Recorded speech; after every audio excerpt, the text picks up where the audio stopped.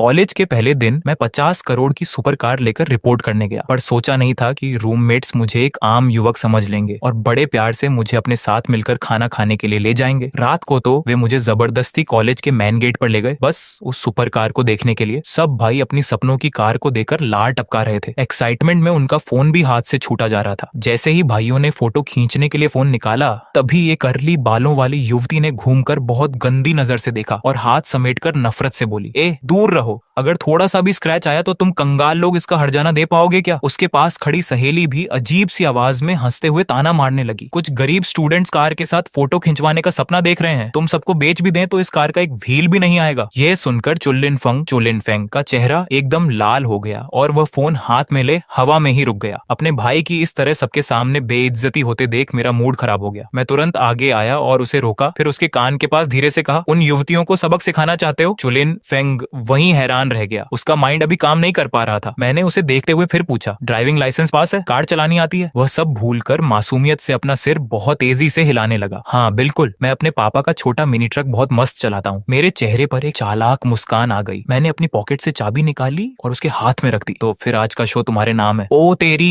चुलिन Feng ने जैसे ही अपनी हथेली में चीज देखी, वह जोर से चिल्लाया। बाकी दो रूममेट्स भी तुरंत पास आए और फिर रात के सन्नाटे में 2 बार एक साथ आवाज आई, ओ तेरी! इस शोर को सुनकर उन युवतियों ने हमें फिर से देहाती समझकर हंसना शुरू किया। मुझे उन मतलबी लोगों को भाव देने का कोई शौक नहीं था। मैंने बस चुलिन फेंग को इशारा किया, जाओगे या फिर मैं खुद जाऊं? चुलिन फेंग ने तुरंत कार की चाबी को कसकर पकड़ लिया। उसके चेहरे का संकोच अब बहुत बड़ी खुशी में बदल चुका था। उसके चेहरे की मुस्कान रुक ही नहीं रही थी। जाऊंगा, ऐसे शो ऑफ के समय को कैसे छोड़ सकता हूँ? अगले ही पल वह लंबे कदम बढ़ाता हुआ शान से सुपर कार की तरफ गया। उसने कार के सामने पहुंच दे रही उस चालाक युवती को पूरी तरह इग्नोर कर दिया। ए तुम गरीब युवक यहाँ क्या कर रहे हो? करली बालों वाली युवती गुस्से में अपने हाथ पैर चलाती हुई आगे आई, पर चुलिन फेंग ने उसे एक नजर तक नहीं देखी। उसने बस अनलॉक का बटन दबाया और फरारी की फैंसी लाइट्स 2 बार चमकी। युवती के कदम वहीं थम गए। उसका गुस्सा गायब हो गया और उसकी सहेलियां हैरान होकर अपनी लाइफ पर शक करने लगी। इसके बाद चुलिन फेंग ने कार का गेट खोला और ड्राइविंग सीट पर बैठ गया। कार स्टार्ट करना और गियर बदलना एकदम परफेक्ट था, बहुत ही कूल। कार का शीशा नीचे हुआ और उसने उन हैरान युवतियों को देखकर हंसते हुए कहा, ए रास्ते से हटो, अगर मेरी प्यारी कार पर स्क्रैच आया तो तुम सबको बेचकर भी एक टायर का पैसा पूरा नहीं होगा। चुलिन फेंग को सुपर कार की तेज आवाज के साथ जाते देख मैं और नामूजे बहुत सुकून से हॉस्टल की तरफ पैदल चल दिए। रास्ते में नामूजे अपनी उत्सुकता को रोक नहीं पाया और उसने धीरे से पूछा कि क्या ये महंगी कार सच में मेरी है? मैंने बहुत नॉर्मल बनते हुए कहा, फैमिली के अंकल ने बस ऐसे ही आने जाने के लिए खरीद दी थी। मुझे लगा कि आज का ये बेहतरीन सबक यहीं खत्म हो गया, पर जैसे ही हम हॉस्टल के नीचे पहुंचे, देखा कि चुलिन फेंग को हॉस्टल के केयरटेकर अंकल ने गेट पर रोक रखा है और बहस कर रहे हैं। मैंने पास जाकर सुना तो मेरी हंसी छूट गई। असल में यह युवक शो ऑफ के चक्कर में अपना कॉलेज आईडी कार्ड लाना भूल गया था। सख्त स्वभाव के अंकल गेटकीपर की तरह खड़े थे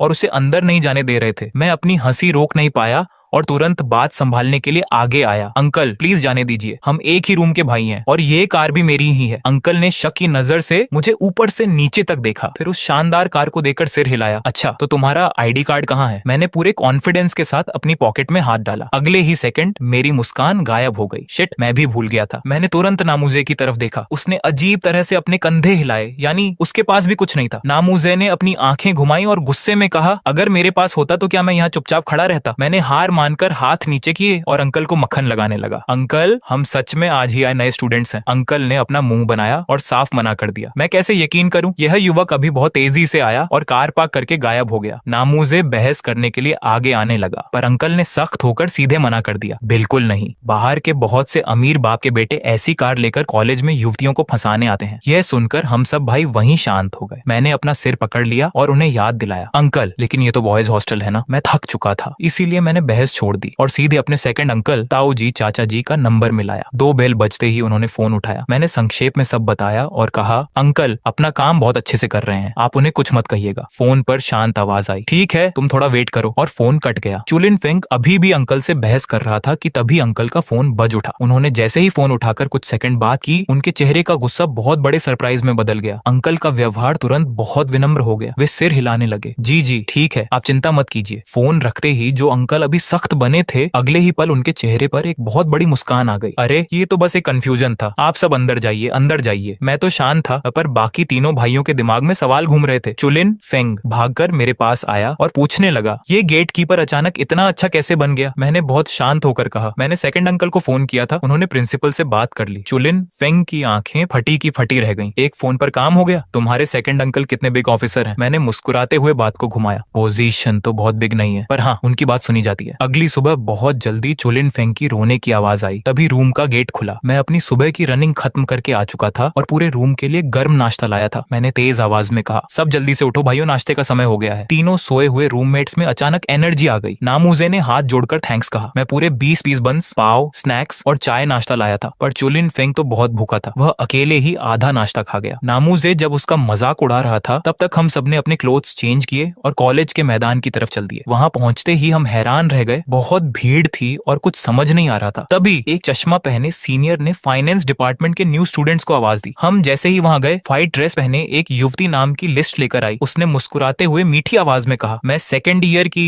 ल्यू में जीमे हूँ और फाइनेंस डिपार्टमेंट की स्टूडेंट यूनियन प्रेसिडेंट भी हूँ। मैंने उस युवती को पहचान लिया और मुझे अचंभा हुआ कि वह यहाँ है। पास खड़े चुलिन फेंग ने मुझे कोहनी मारी और हंसते हुए बोला, तुम्हें क्या लगता है इस सुंदर सीनियर के साथ मेरा कोई कनेक्शन है? मैंने अपनी आंखें घुमाई। इससे पहले कि मैं कुछ बोलता, मैंने देखा कि ल्यू में की नजरें मुझ पर ही थीं। वह थोड़ा सा मुस्कुराई और फिर आगे चलने लगी। मैं अभी कॉलेज को देख भी नहीं पाया था कि उसने हमें क्लासरूम के बाहर पहुंचा दिया। मैं और चुलिन फेंग अंदर गए और विंडो के पास की एक अच्छी सीट देखकर बैठ गए। कुछ देर बाद चश्मा पहने एक यंग सर क्लास में आए और उन्होंने खुद को हमारा गाइड वांग युन ताओ बताया। उन्होंने अपना परिचय दिया और तुरंत अनाउंस किया कि कल से 2 हफ्ते की मिलिट्री ट्रेनिंग शुरू हो रही है। ये सुनते ही पूरी क्लास में शोर मच गया। क्लास के बाद जब मैं रूम में आया तो देखा कि चुलिन फेंग बेड पर एक बेजान चीज की तरह गिरा हुआ है। उसका चेहरा उदास था और वह रोते हुए चिल्ला रहा था। 2 हफ्ते की मुश्किल ट्रेनिंग, मुझे लगता है मैं तो खत्म हो जाऊंगा। मैंने हंसते हुए उसका मजाक उड़ाया, तुम रोज मेरे साथ रनिंग नहीं करते थे, अब डरो। चुलिन फेंग ने तुरंत अपनी साइड चेंज कर ली और मेरी तरफ पीट करके सो गया। दोपहर को ग्रुप में मिलिट्री ट्रेनिंग के क्लोथ्स लेने का मैसेज आया। मैंने अपनी हाइट और वेट बताया और टीचर ने मुझे मिलिट्री क्लोथ्स दे दिए। चुलिन फेंग ने देखा कि मैं क्लोथ्स को देख रहा हूँ। उसे लगा कि मुझे ये पसंद नहीं आए, पर मैंने हंसते हुए कहा, खराब नहीं है, पर ये मेरी लाइफ के सबसे सस्ते क्लोथ्स हैं। ये सुनकर चुलिन फेंग पूरी तरह चुप हो गया। अगली सुबह मैं फिर से रनिंग के लिए गया क्योंकि ये ट्रेनिंग मेरे लिए बहुत आसान थी। 7:30 बजे सभी न्यू स्टूडेंट्स मैदान में पहुंच गए। चुलिन फेंग ने मुझे ऊपर से नीचे तक देखा और जलन के साथ बोला, ऐसा क्यों है कि तुम इन सस्ते क्लोथ्स में भी इतने हैंडसम दिख रहे हो? ठीक 8 बजे सीनियर ऑफिसर्स स्टेज पर आ गए, पर उनमें से एक ऑफिसर को देखकर मुझे अपनी हंसी रोकनी पड़ी। वह कोई अनजान व्यक्ति नहीं थे, वह हमारे परिवार के सबसे बिग सन और मेरे कजन भाई जाओ गैंग गार थे। इसके बाद जो हुआ उसने सबको हैरान कर दिया। मेरे कजन भाई जाओ गैंग, जो एक बिग ऑफिसर कर्नल थे, उन्होंने स्टेज की सीट छोड़ दी और सीधे हमारे ग्रुप की तरफ आने लगे। चुलिन फेंग डर के मारे कांपने लगा। उसने मुझे जोर से कोहनी मारी और धीरे से कहा, उस ऑफिसर को देखो, वह इतने बिग ऑफिसर हैं, वे हमारी तरफ ही क्यों आ रहे हैं? मैं एकदम सीधा खड़ा हो गया और धीरे से बोला, चुप रहो। चुलिन फेंग डर गया और चुप हो गया, पर वह ऑफिसर को ही देख रहा था और धीरे से बुदबुदाया, इतने बिग ऑफिसर हमें ट्रेनिंग देंगे, ये तो बहुत बड़ी बात है। जाओ गैंग हमारे सामने आए। उनकी तेज नजरें सब पर गईं और वे तेज आवाज में बोले, अटेंशन। उनकी आवाज में बहुत दम था। पूरा मैदान एकदम शांत हो गया। मेरा नाम जाओ गैंग है, मैं इस ट्रेनिंग का चीफ हूँ। अगले 14 दिन तुम सब मेरे अंडर हो। मेरी बस एक शर्त है, बात मानना, पूरी तरह बात मानना, समझ गए? नीचे से धीरे से आवाज आई जिससे उनका मूड खराब हुआ। वे फिर चिल्लाए, तेज आवाज में बोलो, सुबह खाना नहीं खाया क्या? उनकी आवाज बहुत तेज थी, समझ गए? इस बार सब तेज चिल्लाए। इसके बाद नॉर्मल ट्रेनिंग शुरू हुई। जाओ गैंग मेरे पास आए और मजाक के मूड में बोले, तुम अच्छे से खड़े हो, बाहर आओ और बाकी सबको सही करो। मैंने तुरंत कहा, यस सर। मैं ग्रुप से बाहर आया और सबको सही करने लगा। सुबह 10 बज चुके थे। तब जाओ गैंग ने रेस्ट की विसिल बजाई। विसिल बजते ही सब जमीन पर गिर गए। चुलिन फेंग भी जमीन पर बैठ गया और रोने लगा। मैं थक गया, बहुत थक गया। 40 मिनट तक खड़े रहे, पर मैं अभी भी सीधा खड़ा था। मेरी सांस भी नहीं फूली थी। चुलिन फेंग मुझे देखकर हैरान था। तुम इंसान हो या क्या? तुम्हें थकावट नहीं हुई? मैंने कहा, मैं रोज रनिंग करता हूँ, तुम्हें पता है। तभी पीछे से एक मीठी आवाज आई। मैंने पीछे देखा तो वांग वन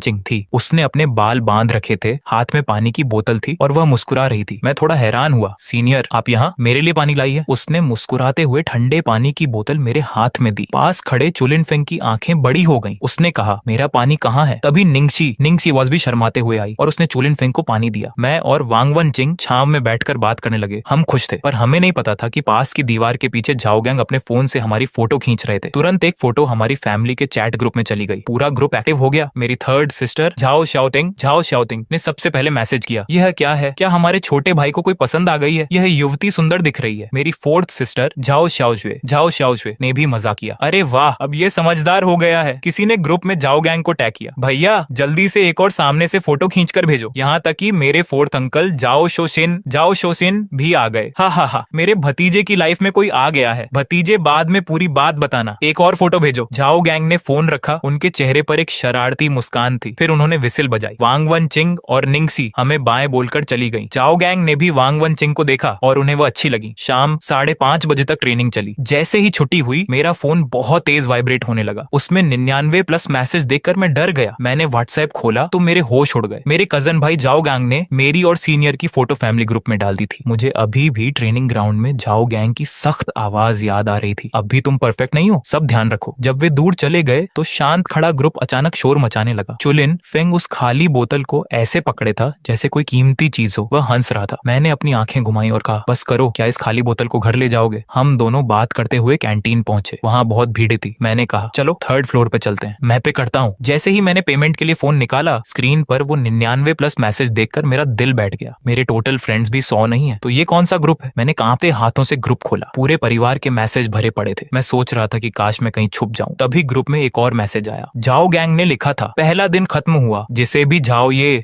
के बारे में जानना है मुझे सीधे फोन करो। मैं पूरी तरह परेशान हो गया। ये मिलिट्री ट्रेनिंग नहीं थी, ये तो सबके सामने मेरा मजाक बन गया था। अब मेरा क्या होगा? मेरा दिल बैठ गया। मैंने सोच लिया कि अब इस एक्टिंग को आखिर तक चलाना है। वापस अपनी सीट पर आने पर रूममेट्स आपस में ट्रेनर की बातें कर रहे थे। त्रिभुवन ने कहा कि उनका ट्रेनर सीनियर ऑफिसर है। नितिन और रोहन के ट्रेनर बहुत छोटे रैंक के थे। तीनों ने जब मुझे देखा कि मैं बिल्कुल भी थका हुआ नहीं हूँ तो सब मुझे घूरने लगे। क्या हुआ? नितिन ने सिर खुजलाते हुए कहा, तुम इतने नॉर्मल कैसे दिख रहे हो? मैं रोज कसरत करता हूँ ना। खाना जल्दी ही टेबल पर आ गया, 4 सब्जी और सूप। त्रिभुवन मुंह में चिकन ठूंसते हुए चिल्लाया, यश भाई, ये खाना मुझे 4 साल तक याद रहेगा। चारों मिलकर मजे से खा रहे थे। मैं भी कुछ समय के लिए अपने फैमिली ग्रुप की टेंशन भूल गया। तभी फोन बजा। मैंने देखा तीसरी बहन का फोन था। मैं खड़ी डीदिया हुआ और बोला, तुम लोग खाओ, मैं एक फोन सुनकर आता हूँ। तीनों ने हाथ हिलाया। उनके पास मेरी बात सुनने का टाइम नहीं था। कैंटीन से बाहर आकर मैं एक पेडेज के नीचे गया, एक लंबी सांस ली और फोन उठाया। हेलो दीदी, यश। किरण की आवाज कान फटने जैसी आई। मैंने तुरंत फोन कान से दूर किया। तुम आखिरकार फोन उठा रहे हो? मैं खाना खा रहा था, कैंटीन में बहुत शोर था, सब बहाने हैं। किरण ने तुरंत मेरी बात काटी। पहले मेरे सवालों का जवाब दो। वह फीमेल फ्रेंड कौन है? कैसी दिखती है? कहाँ की रहने वाली है? कौन सा कोर्स कर रही है? तुम दोनों कैसे मिले? और बात कहाँ तक पहुंची है? एक साथ 6 सवाल। मैं 2 सेकंड के लिए चुप रहा। दीदी, क्या आप एक एक करके पूछ सकती हैं? नहीं, जल्दी बताओ। मैंने आह भरी। एक सीनियर है, दिखने में काफी खूबसूरत है, वह भी कॉमर्स डिपार्टमेंट में है, 2nd ईयर में है। जब मैं एडमिशन ले रहा था तब उसने मेरी हेल्प की थी। अभी कोई बात आगे नहीं बढ़ी है। कोई बात आगे नहीं बढ़ी तो तुमने उससे पानी की बोतल क्यों ली? पानी की बोतल लेने में क्या बुराई है? किरण बिना रुके बोलती चली गई। मैं पेड्डी के नीचे खड्डे खड्डे सोने ही वाला था। इसके बाद वह लव गुरु बन गई। सामने से पानी मिलने का क्या मतलब होता है, वहां से लेकर पहली डेट पर कहाँ जाना चाहिए, सब समझा दिया। बीच बीच में अपनी फिल्मों के लव सीन्स के एग्जाम्पल भी दे रही थी। मैं पूरे समय बस हाँ ठीक है करता रहा। मेरा दिमाग अब पावर सेविंग मोड पर जा चुका था। तो तुम्हें सब याद रहा ना? किरण आखिरकार रुकी। हाँ याद रहा। तो फिर से बोलकर सुनाओ। मेरे पास कोई रास्ता नहीं था। मैंने लंबी सांस ली। पहली बात, सामने से पानी मिलने का मतलब है कि वह कम से कम मुझसे नफरत नहीं करती। दूसरी बात, प्रपोज करने की जल्दी नहीं करनी है। तीसरी बात, फिल्म देखने जाने से ज्यादा आसान खाने पर बुलाना है। चौथी बात, अमीरी नहीं दिखानी है। 5वीं बात, बस किरण ने मुझे रोका। लगता है तुम्हें सच में सब याद हो गया है। मैंने झूठ मूठ की तारीफ करते हुए कहा, दीदी की बातें ये छोटा भाई कैसे भूल सकता है? किरण हंसी और सीरियस होकर बोली, यश, अगर वह तुम्हें पसंद है तो उसके साथ अच्छे से रहना, और अगर पसंद नहीं है तो उसे धोखे में मत रखना, समझे? समझ गया दीदी। किरण ने सेहत का ध्यान रखने और अच्छे से खाना खाने की कुछ और बातें कही। फिर फोन रख दिया। मैंने बात करने का समय देखा, 24 मिनट। मैंने चैन की सांस ली। कमरे में वापस आने पर त्रिभुवन ने पूछा कि मैं इतनी देर कहाँ था। मैंने परेशान होकर कहा, मेरी तीसरी बहन थी, फ्री बैठी थी तो मुझे फोन कर दिया। तुम्हारी कितनी बहनें हैं? 4, सब सगी हैं। त्रिभुवन हैरान रह गया। तेरी तो, ये तो गजब है। मैं अपने यूनिफॉर्म को वॉशिंग मशीन में डालते हुए बोला, बचपन में उन चारों ने मुझे बहुत पीटा है, तुम ये कभी फील नहीं कर पाओगे। पूरा कमरा हंस पड़ा। ट्रेनिंग पूरे जोर शोर से चल रही थी। अगले कुछ दिनों में रिया फिर से 2 बार पानी देने आई। शालिनी भी उसके साथ ही। त्रिभुवन तो खुशी से फूला नहीं समा रहा था। 8वें दिन ट्रेनिंग अपने सबसे मुश्किल लेवल पर थी। यार, ये लोग ब्रेक क्यों नहीं दे रहे? त्रिभुवन फुसफुसाया। मैं एकदम सीधा खड्डा था और धीरे से बोला, हिम्मत रखो, अपनी शालिनी सीनियर के बारे में सोचो। ये सुनते ही त्रिभुवन तुरंत एकदम सीधा तनकर खड्डा हो गया। उसी समय ग्राउंड के पूर्वी हिस्से के रास्तों से 2 छुपते छुपाते इंसान पास आ रहे थे। दीदी, धीरे चलो, मैं अब और नहीं चल सकती। एक बहुत प्यारी पर कमजोर सी दिखने वाली लड़की नीचे बैठ गई। वह मेरी चौथी बहन कोमल थी। वह बचपन से ही कमजोर थी, कुछ कदम चलते ही थक जाती थी। उसके साथ मेरी तीसरी बहन किरण आई थी। फिल्म फिल्म इंडस्ट्री की टॉप स्टार होने के कारण उसे यह डर था कि कोई उसे पहचान न ले, इसलिए उसने खुद को पूरा पैक कर रखा था। सिर पर कैप, आंखों पर बड्ढा चश्मा, मुंह पर मास्क और एक बहुत बद्दा कोट। दीदी, हम ऐसे छुपकर यश को देखने आए हैं, कहीं वह गुस्सा तो नहीं होगा? कोमल ने पूछा। किरण ने कुछ सोचा, शायद वह मुझसे गुस्सा होगा। अरे होने दो गुस्सा, वह मेरा क्या कर लेगा? कोमल ने थोड़ी देर आराम किया। दोनों फिर आगे बढ़ी। किरण इस यूनिवर्सिटी में पहली बार आई थी, इसीलिए उसने एक लड़के को रोककर रास्ता पूछा। वह लड़का उस पूरे पैक इंसान को देखकर हैरान रह गया। रास्ता बताने के बाद उसे लगा कि उसने ये आवाज कहीं सुनी है। ग्राउंड के पीछे आखिरकार उन्हें छुपकर देखने की एक जगह मिल गई, एक बद्धे पेड के पीछे। किरण ने कोमल को बिठाया और खुद आगे देखने लगी। वहां एक जैसे यूनिफॉर्म पहने सैकड़ों नए स्टूडेंट्स एकदम लाइन से खड़े थे। उसे मैं तो नहीं मिला, पर सबसे पहले उसे बद्धा भाई विशाल दिखाई दिया, जो कॉमर्स डिपार्टमेंट का मेन ट्रेनर था। विशाल की पोजीशन को देखकर आखिरकार उसने मुझे भी ढूंढ लिया। तभी विशाल ने सीटी बजाई। 10 मिनट का ब्रेक। मैंने पानी पीने के लिए बोतल उठाई। जैसे ही सिर उठाया, मुझे ग्राउंड के बाहर एक घूमता हुआ पैक इंसान दिखाई दिया। जब मेरी नजर थोड़ा पीछे गई तो मैं चौंक गया। चौथी बहन, और वह पैक इंसान मेरी तीसरी बहन थी। मेरे दिमाग में पहला ख्याल आया, ये क्या पागलपन है। मैं तेजी से विशाल के पास गया और धीरे से बोला, भैया, तीसरी और चौथी बहन यहाँ आई हैं, मैं बस उनसे मिलकर आता हूँ। विशाल ने सिर हिलाया। जाओ, चौथी बहन का ध्यान रखना। मैं उनकी तरफ भागा। कोमल का चेहरा सफेद पडेडी चुका था। उसने मुझे देखकर एक कमजोर सी स्माइल दी। मैंने उससे पहले बात नहीं की, बल्कि उस पैक इंसान से कहा, क्या आपको अपनी फिक्र नहीं है? चौथी बहन की तबीयत कैसी रहती है? क्या आपको नहीं पता? किरण ने डर कर एक कदम पीछे लिया। कोमल ने मुझे रोका। मैं खुद अपनी मर्जी से आई हूँ, दीदी की कोई गलती नहीं है। मैंने किरण को घूरा, फिर तुरंत कोमल को अपनी गोदी में उठा लिया। चलो किसी ठंडी जगह पर चलते हैं, यहाँ बहुत गर्मी है। तभी पीछे से विशाल की आवाज आई, सब वापस आ जाओ। त्रिभुवन ने पीछे मुड़कर देखा कि मैं एक खूबसूरत लड़की को गोदी में लेकर जा रहा हूँ। वह हैरान रह गया, पर इस बात की चर्चा अब पूरे कैंपस में फैलने वाली थी। मैं कोमल को गोदी में लेकर करीब 5 मिनट तक चला। सामने एक छोटा सा कॉलेज कैफे दिखाई दिया। दुकान छोटी थी, खिड़की पर कुछ पौधे थे। कोमल, हम यहाँ थोड़ी देर आराम करते हैं, फिर दीदी तुम्हें घर ले जाएंगी, ठीक है? जैसे ही मैं कैफे के गेट के पास पहुंचा, रिया अपने हाथ में कुछ बुक्स लेकर वहां आ रही थी। उसने जैसे ही मुझे एक लड़की को गोदी में उठाए देखा, वह वहीं की वहीं थम गई। रिया सीनियर, आप यहाँ क्या कर रही हैं? मेरी आवाज ने उसे होश में लाया। अरे, मेरी क्लास अभी खत्म हुई है। ये मेरी बहन आई है, ये मेरी चौथी बहन कोमल है। मैंने अपनी गोदी की तरफ इशारा किया, फिर उस पैक इंसान की तरफ इशारा करते हुए कहा, वह मेरी तीसरी बहन है। रिया ने जब सुना कि ये बहनें हैं, तो उसके दिल को सुकून मिला और उसने तुरंत नमस्ते किया। नमस्ते दीदी, मैं यश की सीनियर रिया हूँ। मैंने कैफे में एक पर्सनल केबिन बुक किया। किरण ने आखिरकार अपने सारे कपड़े मास्क उतारे। कैप, मास्क और बड्ढा चश्मा हटाते ही रिया ने हैरान होकर अपने मुंह पर हाथ रख लिया। दीदी, क्या आप किरण हैं? इस चेहरे को वह बहुत अच्छे से जानती थी। किरण फिल्म इंडस्ट्री की सबसे बड़ी स्टार, बेस्ट एक्ट्रेस का अवार्ड जीतने वाली, जिसके 3 म्यूजिक एल्बम सुपरहिट रहे हैं और सोशल मीडिया पर करोड़ों फैंस हैं। उसका नया सीरियल अभी कुछ समय पहले ही खत्म हुआ था। पूरे शहर में उसके पोस्टर थे। किरण ने मुस्कुराते हुए कहा, हाँ, मैं ही हूँ। कहीं तुम वही सीनियर तो नहीं हो जो यश को पानी देती है? रिया इतनी एक्साइटेड हो गई कि उसके मुंह से शब्द नहीं निकल रहे थे। उसने मेरी तरफ देखा। उसने सपने में भी नहीं सोचा था कि इतनी बड़ी स्टार मेरी सगी बहन होगी। इसके बाद मैं कॉफी पीते हुए उन दोनों की बातें सुनता रहा। किरण फिर से अपनी आदत के मुताबिक बातें पूछने लगी कि रिया कौन से ईयर में है, कहाँ की रहने वाली है। रिया ने बताया कि वह 2nd ईयर में है और इसी शहर के ईस्ट एरिया की रहने वाली है। किरण ने खुशी से हाथ मिलाया। यह तो बहुत बढ़िया है, मैं इन दिनों फ्री हूँ, वीकेंड पर हम सब साथ में घूमने चलेंगे। मैं तो बस अपना सिर पकड़ कर रह गया। तीसरी दीदी, आपका वह शांत और सीरियस लुक कहाँ गया? जब बूढ़े बात कर रहे हो तो बच्चे बीच में मुंह नहीं खोलते। मैंने उन सबको ऑर्डर देने को कहा तो तीनों एक दूसरे पर बात डालने लगे। आखिर में मैंने कहा, मेरी तरफ से ट्रीट। वे दोनों एक साथ बोले, ठीक है, तुम ही पैसे दो। मैं बाहर ऑर्डर देने गया और स्टाफ से कहा कि अंदर सर्व न करें, क्योंकि मुझे डर था कि कोई तीसरी दीदी को पहचान न ले। जब तक कॉफी तैयार हो रही थी, तब तक अंजलि ने कोमल से पूछा कि उसे फ्री टाइम में क्या करना पसंद है। कोमल ने कहा कि किताबें पढ़ना, लाइब्रेरी जाना और वीकेंड पर इंटर्नशिप करना। उसने तो 2nd ईयर से ही इंटर्नशिप शुरू कर दी थी। अंजलि का गॉसिप वाला मूड अब इम्प्रेस होने में बदल गया। उसे लगा कि बंदी में आगे बढ़ने का जज्बा है। फिर उसने आवाज धीमी करके पूछा, वैसे तुम्हारा कोई बॉयफ्रेंड है क्या? तीसरी दीदी, अब मुझसे कंट्रोल नहीं हो रहा था। कोमल का चेहरा एकदम लाल हो गया। नहीं नहीं, ऐसा कुछ नहीं है। अंजलि ने खुश होकर अपना सिर हिलाया। अमित सामने बैठा हुआ चुपचाप ये सब नजारा देख रहा था। उसकी नजरें तीसरी दीदी से हटकर कोमल पर गईं। वह बड़े प्यार से उस गर्ल को देख रहा था जो इतनी सिंपल और साफ दिल थी। जब वह हंसती थी तो उसके गालों पर डिंपल पड़ जाते थे। कोमल, उसने अपनी धीमी और प्यारी आवाज में कहा, थैंक यू कि तुम दादाजी के लिए पानी लेकर आई। अरे इसमें क्या बात है, पहले रोहन ने भी मेरी हेल्प की थी। अमित ने अपना इंट्रो दिया और कहा, रोहन बचपन से कभी स्कूल नहीं गया, ये उसका पहला चांस है जब उसके साथ कोई क्लासमेट है। ये जानकर कि कोई सीनियर गर्ल उसका ख्याल रखने के लिए है, हम सबको बहुत तसल्ली मिली है। कोमल ने जब ये सुना तो उसे यकीन नहीं हुआ कि ये साइंस टॉपर कभी स्कूल ही नहीं गया। चारों लोग कॉफी शॉप में तकरीबन आधा घंटा बैठे रहे। अमित ने जब गुनगुना पानी पी लिया तो उसकी तबीयत पहले से काफी बेहतर दिखने लगी। मैंने समय देखा, तीसरी दीदी, आप चौथी दीदी को लेकर घर जाओ, अब उन्हें आराम करना चाहिए। अमित टेबल का सहारा लेकर खड़ीडा हुआ। जब वह कोमल के पास से गुजरा तो रुका और धीरे से बोला, कोमल, रोहन का ख्याल रखने के लिए थैंक यू। इतना कहकर वह अंजलि का हाथ पकड़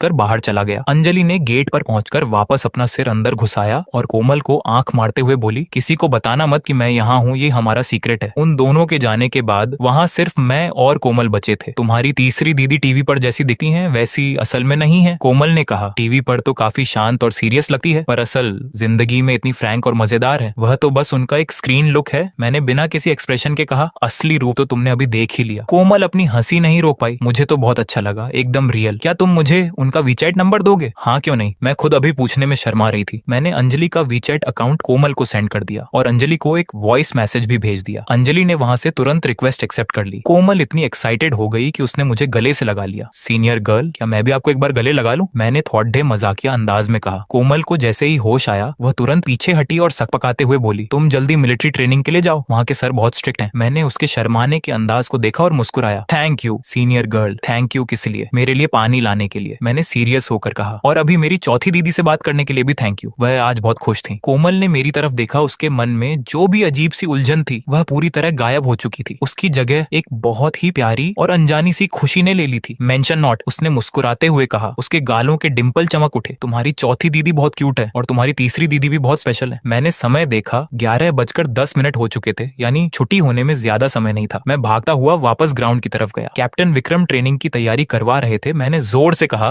रिपोर्ट सर। कैप्टन विक्रम ने मुझे देखा। बोलो। फिर उन्होंने बात आगे बढ़ाई। सुनो, थोड़ी देर में मेरे पास आना। वह मेरे पास आए। उस समय उनकी पीठ 300 लोगों की तरफ थी। उन्होंने बहुत धीमी आवाज में पूछा, अमित की तबीयत कैसी है अब? मैंने अपने बड़े भाई की तरफ देखा। विक्रम का चेहरा ट्रेनिंग के समय जैसा ही सख्त था, पर उनकी आंखों में फिक्र साफ दिख रही थी। सब ठीक है, बस थकान थी। तीसरी दीदी उन्हें लेकर घर चली गई। विक्रम ने अपना सिर हिलाया और 1 मिनट तक चुप रहे। उसका चेहरा कुछ ठीक नहीं लग रहा था। हाँ, तीसरी दीदी का तो आपको पता ही है, जब जो मन में आए वही करती हैं। विक्रम के होठों पर एक हल्की सी मुस्कान आई, पर उन्होंने बस इतना ही कहा, जाओ अपनी टीम में शामिल हो जाओ। कुछ ही देर बाद विक्रम ने आवाज लगाई, सब एक साथ आ जाओ। उन्होंने दोपहर के बाद होने वाली ट्रेनिंग के बारे में बताया और सबको फ्री कर दिया। वरुण पूरे दोपहर से अपनी बात रोके हुए था। उसने तुरंत पूछा, रोहन तुम अभी कहाँ गए थे? तुमने किसे गले लगाया था? वह मेरी चौथी दीदी थी, उनकी तबीयत ठीक नहीं रहती। तीसरी दीदी उन्हें यहाँ लेकर आई थी। अच्छा, मुझे तो लगा कि वरुण का इंटरेस्ट एकदम खत्म हो गया। क्या लगा था तुम्हें? अरे कुछ नहीं कुछ नहीं, दोपहर के बाद की ट्रेनिंग में कोई खास बात नहीं हुई। 5:30 बजे सब खत्म हुआ, पर आज रात को भी स्पेशल ट्रेनिंग होनी थी। जैसे ही यह अनाउंसमेंट हुआ, पूरे ग्राउंड पर सब जोर जोर से चिल्लाने और शिकायत करने लगे। इतना शोर क्यों? विक्रम ने कहा। उनकी आवाज भले ही बहुत तेज नहीं थी, पर उनका एक एक शब्द सबको चुप कराने के लिए काफी था। क्या मैंने ऐसा कहा कि रात की ट्रेनिंग में तुम्हें 5 किलोमीटर भागना है? पूरी टीम एकदम शांत हो गई। विक्रम एक कदम आगे बढ़े और उनके चेहरे के एक्सप्रेशन थोड़े इजी हो गए। आज रात को कुछ टफ काम नहीं है, बस मस्ती होगी। सब के सब हैरान रह गए और फिर पूरे ग्राउंड पर खुशी की लहर दौड़ गई। विक्रम ने अपना हाथ उठाकर सबको शांत किया। दिन में काफी मेहनत हुई है, मैं जानता हूँ कि तुम सब थक चुके हो। रात को कोई फिजिकल टेस्ट नहीं होगा, बस गेम्स होंगे। ये हुई ना बात? वरुण सबसे पहले चिल्लाया। उसकी तो आवाज ही बैठ गई। विक्रम के एक इशारे पर 300 से ज्यादा लोग घास पर पालथी मारकर बैठ गए। वह खुद भी वहीं बैठ गए। एक पैर पर दूसरा पैर रखकर आराम से बैठ गए। वह दिन वाले सख्त कैप्टन से बिल्कुल अलग लग रहे थे। आज दिन में तुम सबने कैसा परफॉर्म किया ये तुम अच्छे से जानते हो, पर मेरा इरादा किसी की क्लास लेने का नहीं है। इस ट्रेनिंग का असली मकसद यही है कि तुम्हें पता चले कि असली थकान क्या होती है। अब तो सबको एहसास हो ही गया होगा। वहाँ नीचे बैठे कुछ लोग धीरे से हंसने लगे। मैं तुम सबसे एक सवाल पूछता हूँ, आज की इस हैवी ट्रेनिंग के बारे में तुम्हारा क्या सोचना है? बस फिर क्या था, सबने अपने दिल की बात कहनी शुरू कर दी। बहुत ज्यादा थकान हो गई सर, ऐसा लग रहा है कि पैर मेरे हैं ही नहीं, पैरों में छाले पड़े गए हैं। विक्रम बड़े इंटरेस्ट के साथ सबकी बातें सुनते रहे। जब सब अपनी बात कह चुके तब वह धीरे से बोले, थकान होना तो बहुत नॉर्मल बात है। जब मैं नया नया आया था तब मेरी हालत तो इससे भी बेकार थी। वह खड्डे हुए और अपने कपड़ों की धूल साफ करते हुए बोले, ऐसा करते हैं, मैं तुम्हें एक मौका देता हूँ। तुम में से कोई भी आगे आए और मुझसे मुकाबला करे। मुझे हराना जरूरी नहीं है, बस मेरे के गए काम का आधा भी कर लोगे तो तुम्हारी जीत मान ली जाएगी, और अगर तुम जीत गए तो कल की ट्रेनिंग आदि कर दी जाएगी। यह सुनते ही पूरे ग्राउंड पर हंगामा मच गया। ठीक है, अब सब पहले खाना खाने जाओ, रात को 7 बजे यहाँ वापस जमा होना है। रात के 7 बजे पूरा ग्राउंड लोगों से खचाखच भरा हुआ था। विक्रम आराम से टहलते हुए आए, सबको इकट्ठा किया और बॉयज और गर्ल्स को अलग अलग साइड खड्डा होने को कहा। उन्होंने बिना किसी जल्दबाजी के अपनी जैकेट उतारी। अंदर उन्होंने एक टाइट ब्लैक टी शर्ट पहनी हुई थी जिसमें उनके मसल्स साफ नजर आ रहे थे। शाम को जो बात हुई थी उसे अब शुरू करते हैं, कौन आएगा सबसे पहले। 2 सेकंड के लिए वहां सन्नाटा छा गया। फिर पीछे की लाइन से काफी मजबूत और तगड़ा बॉय खड़ा हुआ। उसकी हाइट 6 फीट के करीब थी, जिसे देखकर ही लग रहा था कि वह स्पोर्ट्स बैकग्राउंड से है। वह बड़े बड़े कदम घबराता हुआ आगे आया। सर क्या करना होगा? पुशअप्स। अगर तुम लगातार 50 परफेक्ट पुशअप्स कर लेते हो तो तुम्हारी जीत पकी। वह बॉय मुस्कुराया और नीचे झुककर पुशअप्स करने लगा। शुरू के 30 पुशअप्स तो उसने बहुत तेज और सही तरीके से किए, पर जैसे ही वह 40 के पास पहुंचा उसकी स्पीड कम होने लगी और उसके हाथ कांपने लगे। 47वें पुशअप पर वह सीधा नीचे गिर गया। विक्रम ने उसे उठाया और उसकी पीठ थपथपाई। वह बॉय धीरे से बुदबुदाया, वैसे तो मैं 60 से ज्यादा कर लेता हूँ, और वह उदास होकर वापस अपनी जगह चला गया। विक्रम बीच में खड़े थे, उनकी सांस तक नहीं फूली थी। क्या कोई और आना चाहता है? उन्होंने चारों तरफ देखा। पूरी टीम में एकदम सन्नाटा था। वरुण मेरे पास बैठा हुआ था। उसने अपनी कोहनी से मुझे धक्का दिया। रोहन भाई, तुम क्यों नहीं ट्राई करते? मैं क्यों जाऊं? तुम जाओ, मुझे पूरा भरोसा है कि तुम ये कर सकते हो। आसपास के कई स्टूडेंट्स भी मेरी तरफ देखने लगे। एक स्टूडेंट ने धीरे से कहा, ये इससे नहीं हो पाएगा। वरुण ने उस इंसान को घूर कर देखा और मुझे फिर से उकसाने ही वाला था कि तभी सामने से विक्रम की आवाज आई। वहां पीछे, वरुण तुम क्या फुसफुसा रहे हो? वरुण एकदम से चौंक कर खड़ा हुआ। रिपोर्ट सर, मैं यहाँ से एक बेस्ट प्लेयर का नाम सजेस्ट कर रहा हूँ। किसका नाम? वरुण ने अपनी उंगली से मेरी तरफ इशारा किया। ये रोहन, मुझे लगता है कि ये कर सकता है। वहां मौजूद 300 से ज्यादा लोगों की नजरें सीधे मुझ पर आकर टिक गईं। मैं बहुत धीरे से खड़ा हुआ और वरुण को घूर कर देखा। वरुण ने अपना सिर पीछे खींचा और बिना आवाज किए सिर्फ अपने होठों से कहा, ऑल द बेस्ट। विक्रम ने जब मुझे देखा तो उनकी आंखों में एक अलग सी चमक आई। उन्होंने बिना अपनी फीलिंग्स दिखाए नॉर्मल आवाज में पूछा, रोहन क्या तुम सच में ट्राई करना चाहते हो? मैंने एक सेकंड के लिए अपने बड़े भाई की आंखों में देखा। मुझे विक्रम की आवाज में एक बड़े भाई का अपने छोटे भाई को आजमाने वाला अंदाज साफ महसूस हो रहा था। हाँ, क्यों नहीं। मेरी आवाज भले ही तेज नहीं थी, पर उसमें पूरा कॉन्फिडेंस था। पूरी टीम में धीरे धीरे बातें शुरू हो गईं और ज्यादातर लोगों को यही लग रहा था कि मैं ये नहीं कर पाऊंगा। मैं आगे बढ़ा और झोंक गॉग के सामने जाकर खड़ा हो गया। किस चीज का मुकाबला? मैंने पूछा। पुशअप्स का एंड्योरेंस टेस्ट है। जो पहले हार मानेगा वो हारेगा। झोंक गॉग ने आगे कहा, रूल में एक चीज और जोड़ लो, तुम्हें मुझसे जीतना जरूरी नहीं है। अगर तुमने मेरे टोटल का आधा भी कर लिया तो तुम जीत जाओगे और कल की ट्रेनिंग आधी हो जाएगी। मैंने अपने कंधे उचकाए। सब चलेगा, आधी नहीं होगी तो भी चलेगा। ये सुनकर आसपास के लोगों में खुसर पुसर और बढ़ गई। तुम हम सबको रिप्रेजेंट कर रहे हो, भीड़ में से कोई चिल्लाया। तो फिर तुम खुद आ जाओ यहाँ। मैंने उस बोलने वाले की तरफ एक बेरुखी भरी नजर से देखा। उस बंदे की हवा तुरंत टाइट हो गई और वो शांत हो गया। मैंने फिर से कहा, अगर आप लोगों में यहाँ आकर खड़े होने की हिम्मत नहीं है तो ज्यादा बकवास मत करो। अब सबके सब बिल्कुल खामोश हो गए। शुरू करते हैं। मैं नीचे आया और अपने दोनों हाथ घास पर टिका दिया। मेरा पोस्चर एकदम परफेक्ट था, जैसे किसी किताब का स्क्रीनशॉट हो। हम दोनों ने एक साथ शुरू किया। 20, 30, 50 आसपास की आवाजें धीरे धीरे गायब हो गईं और वहां एकदम सन्नाटा छा गया। 80, 100, कुछ लोगों की तो सांसें ऊपर नीचे होने लगी। मेरा फॉर्म बिल्कुल भी नहीं बिगड़ा और मेरी सांसें भी नॉर्मल चल रही थी। 150, 200, अब तो मैदान का माहौल ही पूरा बदल चुका था। सबकी आंखें फटी की फटी रह गईं। 250, 300, हम दोनों मशीनों की तरह लगे हुए थे, रुकने का नाम ही नहीं ले रहे थे। 350, 400। झोंक गॉग जब 410 पर पहुंचे तो उनके हाथ कांप गए और वो नीचे गिर गए। वो घास पर पलटकर लेट गए और जोर जोर से सांसें लेने लगे, पर मैं अभी भी नहीं रुका था। 411, 412, सबसे पहले चूल इनफॉग होश में आया और उसने उछलकर जोर से चिल्लाया, झोविये। बस फिर क्या था, पूरा मैदान गूंज उठा। तालियां, चीखें, सीटियां सब एक साथ मिक्स हो गईं। हर कोई बस मेरा ही नाम चिल्ला रहा था। मैंने 5 पुशअप्स और किए और फिर रुक गया। जब मैं खड़ा हुआ तो ऐसा लगा जैसे कुछ हुआ ही नहीं। मेरी सांसें भी भारी नहीं हुई थी। मैं झोंक गॉग के पास गया और अपना हाथ आगे बढ़ाया। झोंक गॉग ने घास पर लेटे लेटे अपने छोटे भाई जैसे साथी के हाथ को देखा। वो थोड़ा झिझके और फिर मुस्कुरा दिए। वो मुस्कान हल्की थी पर एकदम सच्ची थी। उनकी आंखों में एक गर्व साफ दिख रहा था। उन्होंने मेरा हाथ पकड़ा और खड़े हो गए। फिर पूरी टीम की तरफ घूमकर बोले, आज का मुकाबला मैं हार गया, कल की ट्रेनिंग आधी होगी। फाइनेंस डिपार्टमेंट में तो जैसे खुशियों का धमाका हो गया। सब जोर जोर से चीखने लगे। चू लिनफॉग भीड़ से निकलकर भागा हुआ आया और उसने मेरे हाथ को पकड़ लिया। भाई साहब, 400 से ज्यादा पुशअप्स, तुम इंसान हो या रोबोट? मैंने उसके सिर पर धीरे से एक हाथ मारा और खुद को छुड़ाया। बस कर भाई, अब उल्टी आ जाएगी। अब तो सबकी आंखों में मेरे लिए इज्जत साफ दिख रही थी। जो पहले कैजुअल ले रहे थे वो पूरी तरह से फैन हो चुके थे। मैंने नोटिस किया कि भीड़ में एक लड़की थी जो बिना किसी मेकअप के भी बहुत प्यारी लग रही थी, फू यनरान। मुझे याद आया कि मैंने उसकी मिलिट्री पोजीशन को ठीक किया था। अगले दिन ट्रेनिंग आधी हो गई थी, इसीलिए फाइनेंस डिपार्टमेंट के लोग ज्यादातर टाइम आराम ही कर रहे थे, जिसे देखकर दूसरे डिपार्टमेंट्स के स्टूडेंट्स जल भुन रहे थे। पूरे दिन की ट्रेनिंग शाम को 5:30 बजे खत्म हुई। झोंक गॉग ने सबको लाइन में खड़ा किया, कुछ बातें कहीं और फिर छुट्टी कर दी। 300 से ज्यादा लोगों को जैसे कोई बड़ी आजादी मिल गई हो। चू लिनफॉग एकदम बॉस वाले स्टाइल में बोला, ये सब तो ये भाई की वजह से हुआ है, नहीं तो आज फिर पैरों का कचुम्बर निकल जाता। नान मुझे और लिन ईजो पहले से ही मैदान के एग्जिट गेट पर वेट कर रहे थे। नान मुझे वहां लगी रेलिंग पर किसी कीचड़ की तरह पसरा हुआ था और लिन ईजू के चश्मे के नीचे के डार्क सर्कल्स और भी गहरे दिख रहे थे। तुम दोनों की हालत तो बड़ी खराब लग रही है, चू लिनफॉग ने मजे लेते हुए कहा। पूछो मत भाई, हमारे इंस्ट्रक्टर आज पागल हो गए थे, नान मुझे ने बिना किसी जान के कहा। हा हा हा, शुक्र मनाओ झोविये का, हमारी ट्रेनिंग तो आज आधी थी। चू लिनफॉग के चेहरे पर चिढ़ाने वाले एक्सप्रेशन साफ दिख रहे थे। हाँ भाई, पता है तुम ये बात कम से कम 800 बार बोल चुके हो। मेरा मूड काफी अच्छा था। चलो चलो आज बाहर चलते हैं, पार्टी मेरी तरफ से। सच में? चू लिनफॉग तुरंत एक्साइटेड हो गया। कहाँ चलना है? तुम लोग डिसाइड कर लो। साउथ गेट के पास एक नया बारबेक्यू शॉप खुला है। नान मूजे ने तुरंत अपना हाथ उठाया। हम चारों हॉस्टल आए, फ्रेश हुए और क्लोथ्स चेंज किए। मैंने एक ब्लैक कलर की टी शर्ट पहनी जिसका फैब्रिक बहुत ही प्रीमियम था और कलाई पर एक सिंपल सी ग्रे कलर की वॉच पहन ली। चू लिनफॉग ने अब मुझसे प्राइस पूछना ही बंद कर दिया था। जैसे ही हम हॉस्टल के मेन गेट से बाहर निकले, मेरे फोन पर वीचैट का एक मैसेज आया। वॉग वांचिक का मैसेज था जिसमें बस 6 शब्द लिखे थे, साउथ गेट, झौव ये बचाओ। मेरे कदम वहीं रुक गए और मेरे चेहरे के एक्सप्रेशंस बदल गए। चू लिनफॉग ने भी वो मैसेज देख लिया था। क्या हुआ भाई? मैंने कोई जवाब नहीं दिया और सीधे वॉग वांचिक को कॉल लगा दिया। एक ही रिंग में फोन पिक हो गया। फोन के उस पार काफी शोर था, पुरुषों की आवाजें थीं और लड़कियों की बहस हो रही थी। वॉग वांचिक की आवाज बहुत धीमी थी पर वो खुद को शांत रखने की पूरी कोशिश कर रही थी। झौव ये पियाओ बुकी फिर से आ गया है। साउथ गेट के बाहर जो छोटा सा स्क्वायर है वहाँ उसने हमें घेर लिया है। निक्शी भी मेरे साथ है। मैं अभी आ रहा हूँ। मैंने फोन कट किया और चू लिनफॉग से कहा, तुम लोग बारबेक्यू शॉप पर चलो, मुझे कुछ काम है। क्या काम है? हम भी तुम्हारे साथ चलेंगे, चू लिनफॉग ने जोर दिया। मैंने उन तीनों की तरफ देखा। उन सबके चेहरों पर एक ही जैसी बात लिखी थी, ठीक है चलो मेरे साथ ही रहो। हम चारों कैंपस में लगभग भागते हुए आगे बढ़े। मैं सबसे आगे था। मेरी स्पीड तेज और एकदम स्टेबल थी। मेरा राइट हैंड नीचे की तरफ था और उंगलियां थोड़ी भींची हुई थी। साउथ गेट पर तमाशा देखने वालों की भारी भीड़ लगी हुई थी। मैं भीड़ को हटाते हुए अंदर गया तो वहाँ 7-8 लोग खड़े थे। पियाओ बुकी ने एक ब्राइट ग्रीन कलर का स्पोर्ट्स जैकेट पहना हुआ था जो स्ट्रीट लाइट में दूर से ही चमक रहा था। उसके पीछे उसी के जैसे क्लोथ्स पहने 4 और लड़के खड़े थे जो हाथ बांधे हुए एकदम एटीट्यूड में थे। उनके सामने वॉग वांचिक और निक्शी को एक पेड़ और फ्लावर बेड के बीच के कोने में घेर कर रखा गया था। वॉग वांचिक ने अपने हाथ में फोन टाइट पकड़ रखा था। उसकी पीठ एकदम सीधी थी और चेहरे पर गुस्सा था। निक्शी उससे आधा कदम आगे खड़ी थी और उसका चेहरा थोड़ा सफेद पड़ चुका था। वांचिक, तुम भाग क्यों रही हो? पियाओ बुकी ने अपना सिर थोड़ा टेढ़ा करके मजाकिया टोन में कहा। मैं तो बस तुम्हें डिनर पर ले जाना चाहता हूँ, इसके लिए इतना नाटक करने की क्या जरूरत है? पियाओ बुकी, मैं तुम्हें पहले ही बता चुकी हूँ कि हमारे बीच ऐसा कुछ नहीं हो सकता। तुम यहाँ फिर से मत आया करो। वॉग वांचिक की आवाज वैसे तो शांत थी पर निक्शी महसूस कर सकती थी कि वो कांप रही थी। नहीं हो सकता। पियाओ बुकी थोड़ा हंसा और एक कदम और आगे बढ़ा। मुझमें क्या कमी है? लुक भी है और पैसा भी है। मैं तुम्हारे लायक क्यों नहीं हूँ? निक्शी जैसे ही कुछ बोलने वाली थी, पियाओ बुकी ने उसे एक तीखी नजर से चुप करा दिया। मैं वांचिक से बात कर रहा हूँ, तुम बीच में मत बोलो। निक्शी पीछे की तरफ आधा कदम हटी पर उसने अपनी हिम्मत बनाए रखी और वो वहां से नहीं हिली। पियाओ बुकी, तुम अपनी लिमिट क्रॉस कर रहे हो। वॉग वांचिक की आवाज अब और सख्त हो गई। यह कॉलेज का गेट है। तुम्हें क्या लगता है मैं पुलिस को नहीं बुला सकती? पुलिस? पियाओ बुकी ने पीछे मुड़कर अपने दोस्तों की तरफ देखा और वो सब जोर से हंसने लगे। बुला लो भाई पुलिस को। मैंने तुम्हारे साथ कुछ गलत तो किया नहीं है, बस खाने के लिए ही तो पूछ रहा हूँ। पुलिस इसमें क्या करेगी? वो फिर से एक कदम आगे बढ़ा और अब वो वॉग वांचिक से बस 2 कदम की दूरी पर था। मैंने भीड़ को चीरा और सीधे अंदर एंट्री मारी। मैंने पियाओ बुकी की तरफ देखा तक नहीं, सीधे वॉग वांचिक के पास गया और बहुत ही नेचुरल तरीके से अपना हाथ उसके कंधे पर रख दिया। वॉग वांचिक का पूरा शरीर एक पल के लिए एकदम स्टिफ हो गया पर फिर जैसे डूबते को तिनके का सहारा मिलता है, वो खुद ही मेरी तरफ थोड़ी झुक गई। वांचिक, बहुत वेट करना पड़ा क्या? मेरी आवाज बहुत तेज नहीं थी पर वहां खड़े हर इंसान को साफ सुनाई दे रही थी। हॉस्टल में कुछ काम आ गया था इसीलिए आने में थोड़ा लेट हो गया। वॉग वांचिक ने अपना सिर उठाकर मुझे देखा। उसकी आंखें थोड़ी नम थीं। उसने मेरी बात का साथ देते हुए सिर हिलाया। कोई बात नहीं, तुम आ गए, यही बहुत है। अरे साले, तुम फिर से यहाँ आ गए, पियाओ बुकी ने गाली देते हुए कहा। मैंने उसे पूरी तरह इग्नोर किया और वॉग वांचिक से बोला, मैंने तुमसे कहा था ना इन मक्खियों पर ध्यान मत दिया करो, कितनी गंदी होती हैं। ये सुनकर वॉग वांचिक के चेहरे पर एक हंसी आ गई। चू लिनफॉग और बाकी लोग भी भीड़ से अंदर आ चुके थे। चू लिनफॉग तुरंत आगे आया और उसने निक्शी को अपने पीछे सेव कर लिया। साले,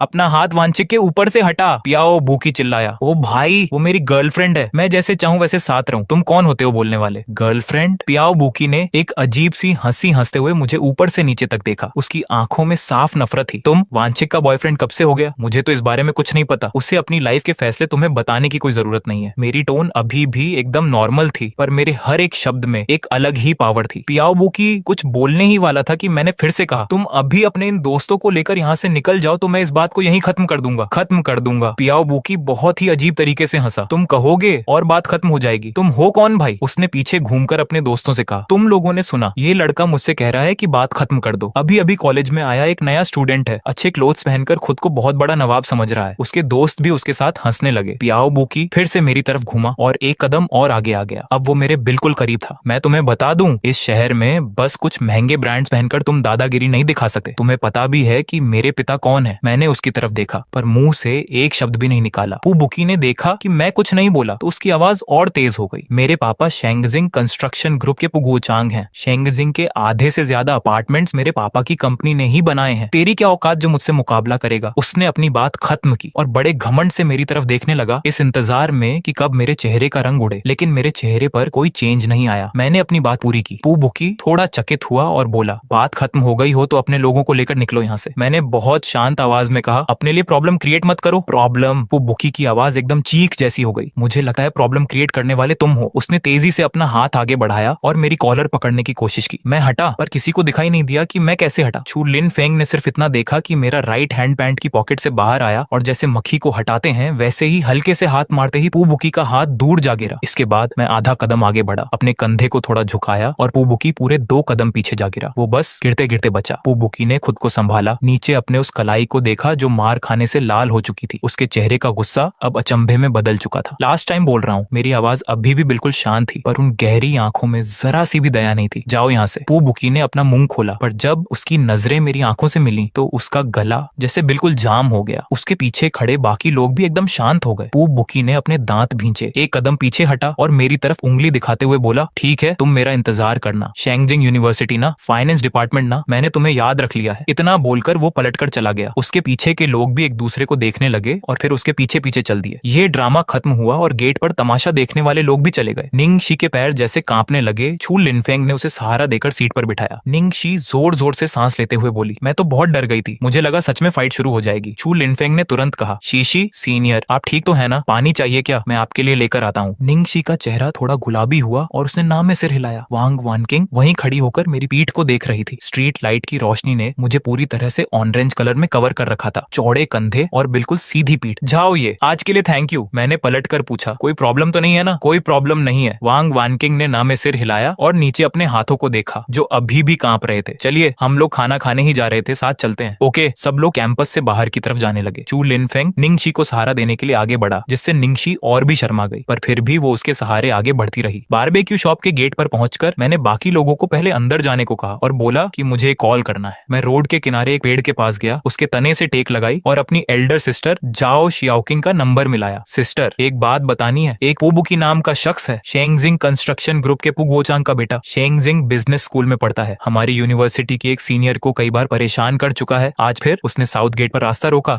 और मुझसे फाइट करने की कोशिश भी की। फोन के दूसरी तरफ 1 सेकंड के लिए सन्नाटा छा गया। तुमसे फाइट करने की कोशिश की? झाओ शियाओकिंग की आवाज थोड़ी ऊंची हुई। नहीं, इसकी नौबत ही नहीं आई।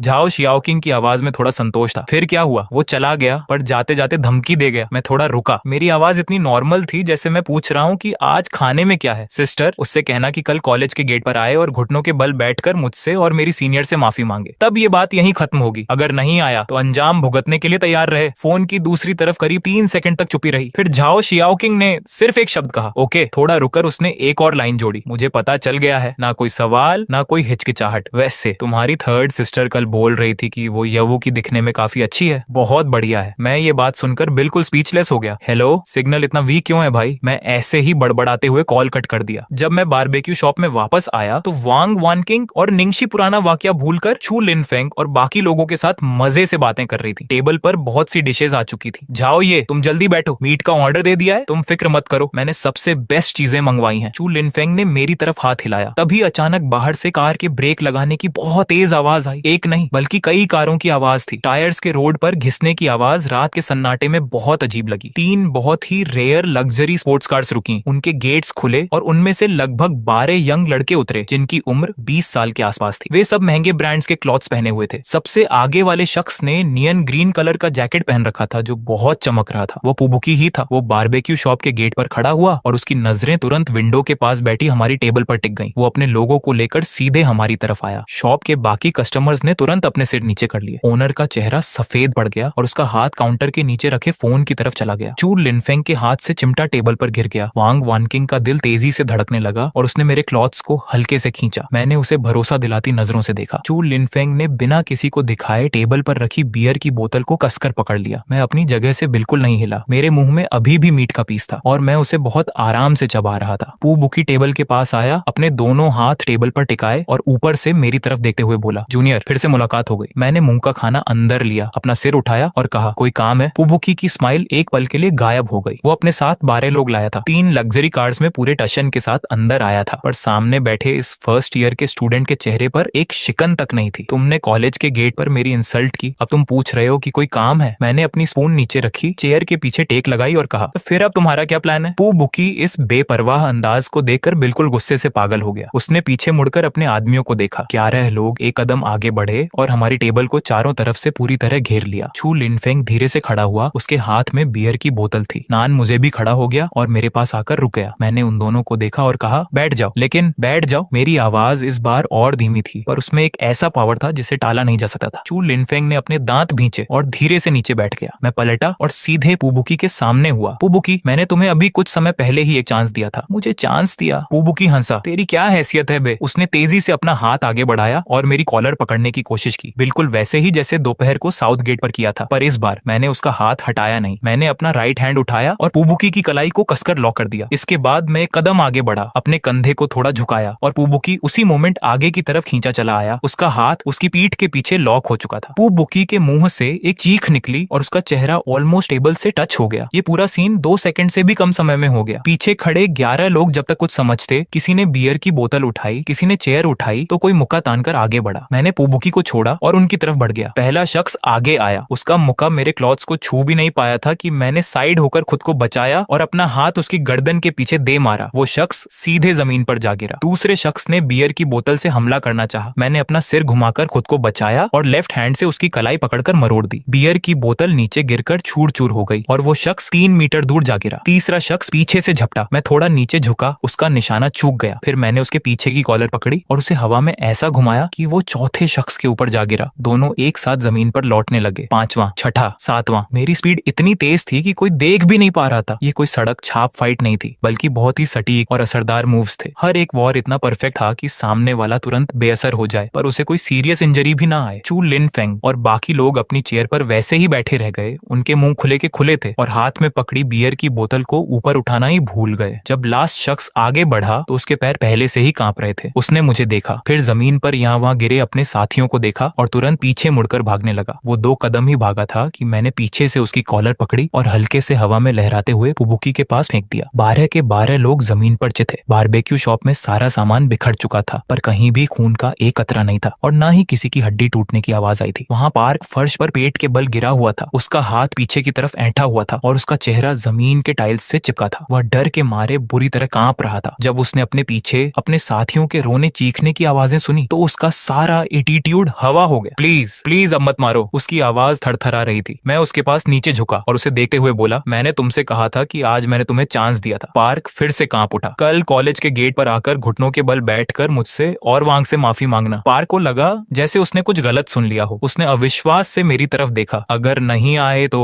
मैंने उसकी तरफ देखा। मेरी आंखों में कोई गुस्सा नहीं था, बस एक ऐसी शांति थी जो सामने वाले को अंदर तक डरा दे। आगे जो भी होगा उसके जिम्मेदार तुम खुद होगे, समझ में आया? पार्क ने जल्दी जल्दी अपना सिर हिलाया। चलो अब निकलो यहाँ से। पार्क घिसटे हुए खड़ा हुआ और घबराहट में वहां से भाग गया। बाकी लोग भी उसके पीछे पीछे भागे। बाहर से कार के इंजन स्टार्ट होने की आवाज आई। तीनों कारें बहुत तेज स्पीड से वहां से गायब हो गईं। रेस्टोरेंट में एकदम शांति छा गई। मैं वापस अपनी सीट पर बैठा और सुअर का मांस, पोर्क का एक पीस जो अब ठंडा हो चुका था, अपने मुंह में रख लिया। मांस ठंडा हो गया है, ओनर से कहकर इसे फिर से गर्म करवा लेते हैं। बाकी 5 लोग एक दूसरे का मुंह देखने लगे। काफी समय बाद आखिरकार छू को अपनी आवाज वापस मिली। जाओ, तुमने अभी अकेले ही 12 लोगों को साफ कर दिया। हाँ, क्यों? क्या तुम्हें मार्शल आर्ट आता है? पहले कभी सीखा है? बस थोड़ा बहुत सीखा है। थोड़ा बहुत? चू की आवाज बहुत तेज हो गई। तुम इसे थोड़ा बहुत कहते हो? वांग को भी इस बात पर यकीन नहीं हो रहा था। तुमने इतनी आसानी से 12 लोगों को नीचे गिरा दिया। मैंने मासूम चेहरा बनाते हुए कहा, क्या ये साफ साफ दिखाई नहीं दे रहा? वांग ने अपना मुंह खोला, पर कुछ कहते कहते रुक गई। अगले आधे घंटे तक चू, नान और लिन बारी बारी से मुझसे बातें उगलवाने की कोशिश करते रहे ताकि उन्हें मेरे बारे में और पता चल सके। लेकिन मेरा स्टाइल तो फिक्स था। मैं बस हाँ, हूँ या अच्छा बोलता रहा या फिर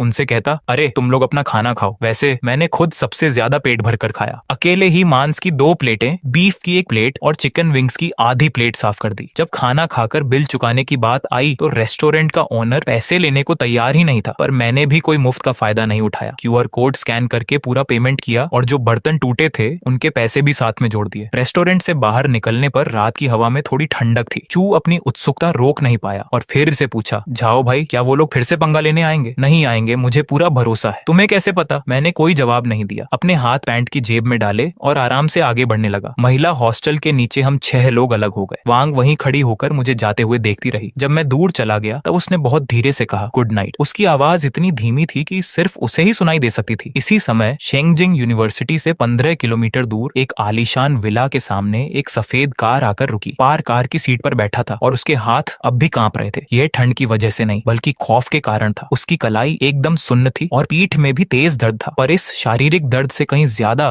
उसे वह मानसिक बेइज्जती परेशान कर रही थी जो उसकी आत्मा तक को झकोड़ चुकी थी। 11 लोग मिलकर भी एक अकेले इंसान के सामने ढेर हो गए और सबसे बड़ी बात, उस इंसान के चेहरे के एक्सप्रेशन शुरू से अंत तक बिल्कुल नहीं बदले थे। भाई, क्या हॉस्पिटल चलना है? कार चला रहे उसके साथी ने बहुत संभल कर पूछा। हॉस्पिटल क्यों जाएं? सीधे घर चलो, पार्क गुस्से में चिल्लाया। उसके दिमाग में बार बार झाओ का वही चेहरा घूम रहा था जब वह नीचे झुककर उसे देख रहा था। झाओ की वो काली आंखें किसी शांत पानी की तरह थीं। कोई गुस्सा नहीं, बस एक अजीब सा भरोसा कि जो कहा है वो होकर रहेगा। कल कॉलेज के गेट पर आकर घुटनों के बल बैठकर मुझसे और मेरी सीनियर से माफी मांगना, ये लाइन उसके दिमाग में किसी कांटे की तरह चुभ रही थी जो निकल ही नहीं रही थी। कार पार्क के विला के सामने रुकी। वह कार से बाहर आया। कलाई के दर्द से उसका मुंह बन गया, पर वह चिल्लाया नहीं। वह नहीं चाहता था कि घर वाले उसे इस हालत में देखें, खासकर उसके पापा। उसने अपनी कलाई को थोड़ा सहलाया और घर का गेट खोला। हॉल की लाइट ऑन थी। उसके पापा पार्क सीनियर गूंचांग सोफे पर बैठे थे। उनके हाथ में चाय का कप था और सामने की एस्ट्रे सिगरेट के टुकड़ों से भरी हुई थी। पार्क के कदम वहीं रुक गए। उसके पापा आमतौर पर इस समय या तो किसी बिजनेस मीटिंग में होते थे या फिर अपने स्टडी रूम में। वो ऐसे हॉल में बैठकर इंतजार नहीं करते थे। पापा, उनके पापा ने अपना सिर उठाया। जब पार्क ने उनके चेहरे के एक्सप्रेशन देखे तो उसका दिल बैठ गया। वह गुस्सा या नाराजगी नहीं थी बल्कि एक बहुत गहरा डर था। यहाँ आओ। उनके पापा की आवाज बहुत भारी और सूखी थी। पार्क हिम्मत करके आगे बढ़ा। पापा, क्या बात है? उनके पापा ने कुछ सेकंड तक उसे घूर कर देखा। तुमने हाल ही में किससे पंगा लिया है? पार्क थोड़ा हैरान हुआ। मैंने तो किसी से पंगा नहीं लिया पापा, आप ऐसा क्यों पूछ रहे हैं? उनके पापा का चेहरा गुस्से से लाल हो गया। किसी से नहीं लिया? सच कह रहे हो? हाँ पापा, सच कह रहा हूँ। पार्क को और अजीब लगा। आज बस कॉलेज में किसी के साथ थोड़ा सा मनमुटाव हो गया था। कैसा मनमुटाव? पार्क थोड़ा हिचकिचाया। वही कॉलेज के गेट पर एक नए स्टूडेंट के साथ थोड़ी बहस हो गई थी। मैं अपने साथ कुछ लोगों को लेकर उससे बात करने गया था, पर उसने हमें पीटा। पीटा? तुम कितने लोगों को लेकर गए थे? 11 लोग। उनके पापा उसे ऐसे देख रहे थे जैसे कंफर्म कर रहे हो कि वह झूठ तो नहीं बोल रहा। हॉल में कुछ सेकंड के लिए सन्नाटा छा गया। फिर अचानक उसके पापा अपनी जगह से उठे और अपना हाथ पूरा घुमाकर पार्क के चेहरे पर एक जोरदार तमाचा जड़ दिया। पार्क बिल्कुल सन्न रह गया। उसका आधा चेहरा दर्द से तपने लगा। पापा,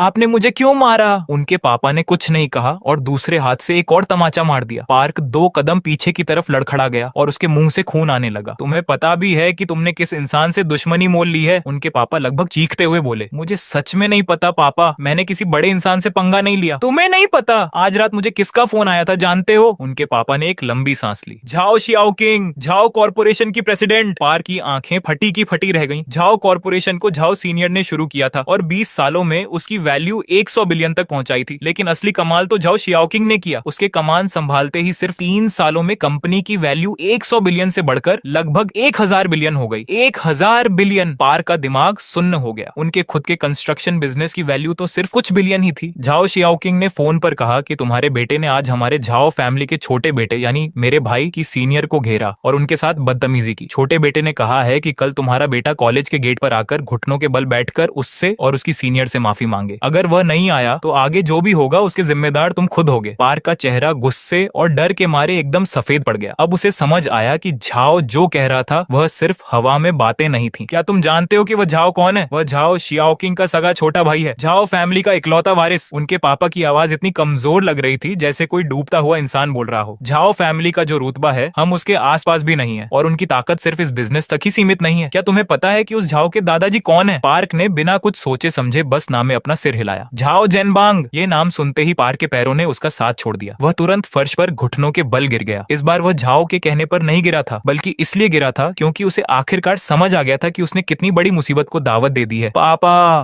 मुझसे बहुत बड़ी गलती हो गई। वॉन वांचिंग को जब ये खबर मिली तो वह हॉस्टल में बुक रीड कर रही थी। उसने बुक रखी, ग्राउंड में आई, भीड़ को चीरते हुए आगे बढ़ी और फिर हैरान रह गई। पू बुकी घास पर घुटनों के बल बैठा था और उसके ठीक सामने घास पर मैं बैठा था। उसने अनजाने में एक कदम पीछे खींच लिया। जाओ मत, अभी नाटक खत्म नहीं हुआ है। मैंने अपना सिर घुमाकर पू बुकी की तरफ देखा। पू बुकी जमीन पर घुटनों के बल बैठा था। उसकी आवाज सैंडपेपर की तरफ फटी हुई थी। वॉन वांचिंग क्लासमेट, आई एम सॉरी। इस बीच तुम्हें परेशान करना मेरी भूल थी। कल लोगों को लाकर हंगामा करना भी मेरी भूल थी। मैं प्रॉमिस करता हूँ कि इसके बाद कभी तुम्हारे तुम्हारे सामने नहीं आऊंगा। जमीन पर घुटनों के बल बैठे पू बुकी को देखकर वान वांचिंग का मन अजीब सा हो गया। इस इंसान ने उसे लगभग 1 साल तक परेशान किया था, लेकिन अब वह हजारों लोगों के सामने घुटनों के बल बैठकर उससे माफी मांग रहा था। उसने फील किया कि उसे वैसी खुशी नहीं मिली जैसी उसने सोची थी। उसने मेरी तरफ देखा। मैं साइड में खड़ा था, अपने दोनों हाथ पॉकेट में डाले हुए, चेहरा एकदम नॉर्मल था, जैसे कह रहा हो कि ये कोई बड़ी बात नहीं है। वान वांचिंग ने एक गहरी सांस ली। तुम जाओ, इसके बाद मत आना। पू बुकी ने अपना सिर नीचे किया और धीरे से जमीन से खड़ा हुआ। उसके घुटनों पर घास के दाग और मिट्टी के निशान थे। वह पूरी तरह से बेहाल दिख रहा था। पू गू चांग ने बहुत संभल कर अपनी जुबान खोली। जाओ यंग मास्टर, तो ये मामला, मैंने कहा था कि घुटनों के बल बैठकर माफी मांग लो तो ये मामला खत्म। पू गू चांग को जैसे बहुत बड़ी राहत मिल गई। वह पू बुकी को खींचकर ऑलमोस्ट घसीटते हुए ग्राउंड से बाहर ले जाने लगा। पू बुकी को जब खींचकर ले जाया जा रहा था तो वह कुछ कदम बाद अचानक रुका। उसने पीछे घूमकर मेरी तरफ देखा। उसकी उन आंखों में कोई गुस्सा नहीं था, कोई शिकायत नहीं थी, बस एक बहुत ही गहरा खौफ था जो उसकी हड्डियों तक समा चुका था। ग्राउंड पर कुछ सेकंड्स के लिए सन्नाटा छा गया और फिर अचानक शोर मच गया। चू लिनफेंग पास आया। जाओ यंग मास्टर, क्या आप किसी बहुत बड़े रईस खानदान के बेटे हैं? नहीं। तो फिर आपने ऐसा क्यों किया? क्योंकि मैं उसका जूनियर हूँ। मैंने उसकी तरफ देखा। क्या इतना काफी नहीं है? चू लिनफेंग एक पल के लिए चकरा गया, फिर हंसते हुए बोला, काफी है, बहुत ज्यादा काफी है। मिलिट्री ट्रेनिंग के आखिरी दिन मार्च पास्ट का परफॉर्मेंस था। फाइनेंस डिपार्टमेंट का ग्रुप 8वें नंबर पर आने वाला था। झाओ गांग ग्रुप के साइड में खड़े होकर आखिरी बार टीम को ठीक कर रहे थे। 14 दिन तक मेहनत की है, बस आज के इन 5 मिनटों का खेल है। अगर किसी ने भी गलत स्टेप लिया तो वापस आकर एक्स्ट्रा ट्रेनिंग करनी होगी। जब ग्रुप स्टेज के सामने से निकला तो मैं दूसरी लाइन में 4थे नंबर पर था। मेरी चाल एकदम पकी थी, हाथ उठाने का लेवल और पैर का एंगल सब कुछ एकदम परफेक्ट और किताबी स्टैंडर्ड का था। परफॉर्मेंस खत्म होने के बाद रिजल्ट्स का अनाउंसमेंट तुरंत वहीं पर हुआ। फाइनेंस डिपार्टमेंट को